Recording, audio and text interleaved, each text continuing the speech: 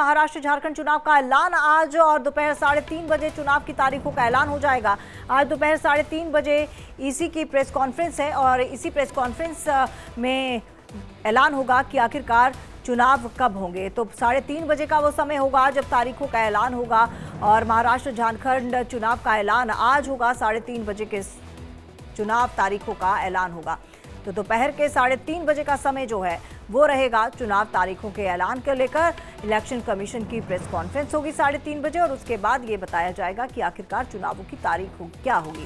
तो महाराष्ट्र और झारखंड में विधानसभा चुनाव जिसको लेकर तारीखों का आज ऐलान होगा।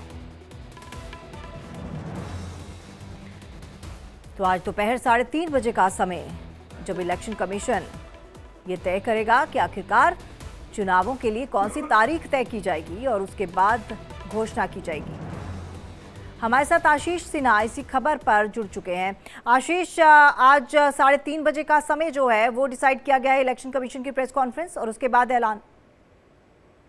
देखिए, काफी लंबे समय से ये चर्चा चल रही थी कि महाराष्ट्र और झारखंड में चुनाव की तारीखों का ऐलान कब होगा। दरअसल 2 हफ्ते पहले ही इंडिया डेली ने एक्सक्लूसिव जानकारी अपने दर्शकों को दी थी कि महाराष्ट्र और झारखंड के चुनाव की तारीखों का ऐलान चुनाव आयोग अक्टूबर के तीसरे हफ्ते में करेगा। ठीक वैसा ही हुआ। अक्टूबर का तीसरा हफ्ता चल रहा है और आयोग की तरफ से आज ये घोषणा की जानी है। ठीक 3:30 बजे प्रेस कॉन्फ्रेंस होगी।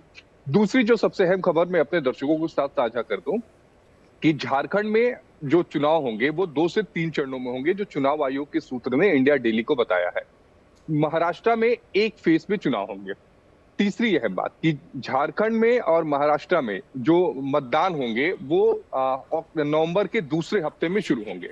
उसके पीछे कई वजह है। पहली वजह यह है कि दिवाली का समय है। 3 नवंबर तक ये दिवाली का कार्यक्रम चलेगा। दूसरी उसमें सबसे अहम बात है कि उसके बाद छठ का पर्व आ जाएगा। चूंकि बड़ी तादाद में जो प्रवासी हैं वो मुंबई में रहते हैं, महाराष्ट्र में रहते हैं, वो वापस अपने घर चले जाएंगे।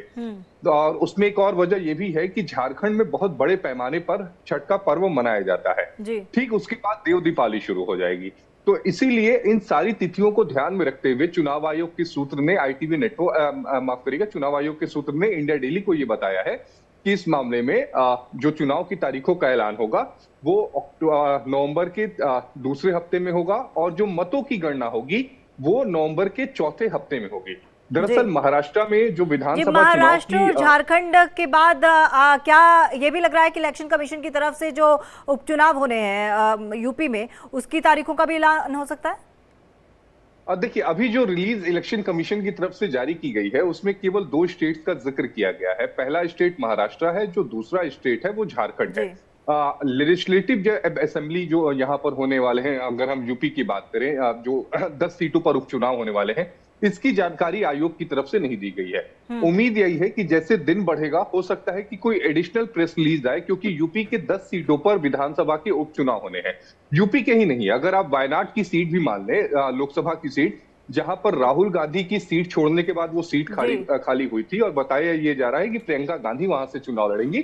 तो उन सीट्स पर इसके अलावा 2 लोकसभा की सीट्स और है जहां पर उपचुनाव होने वाले हैं। तो अब देखना यह होगा कि क्या झारखंड और महाराष्ट्र के साथ ही चुनाव की तारीखों का ऐलान होगा या फिर इन बाद में किसी दिन दूसरे दिन प्रेस कॉन्फ्रेंस कर आयोग करेगा। लेकिन ये तय मान के चलिए कि झारखंड में 2 से 3 चरणों में और महाराष्ट्र में 1 चरण में चुनाव होंगे। नवंबर के दूसरे हफ्ते में मतदान होंगे और नवंबर के चौथे हफ्तों में मतों की गणना होगी।